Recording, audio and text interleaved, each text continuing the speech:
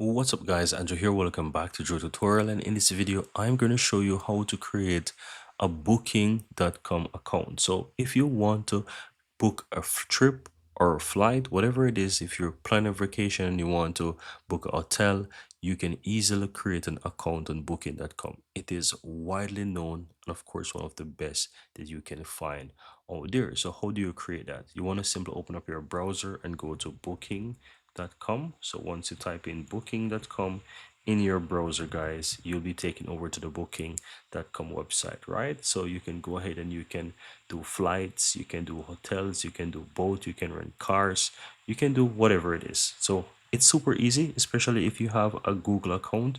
All you have to do, you'll see when you first visit the website, it says sign in or register. Or if you have a Google account, you will see, like myself, on the upper right hand side where it says continue as. I can simply choose that, and it's going to quickly use my Gmail account to create an account for me. And it is as easy as that, and within seconds you will see that I have an account there. And all I have to do really, guys, as you can see, it says welcome to Genius, right? I unlock Genius level right there.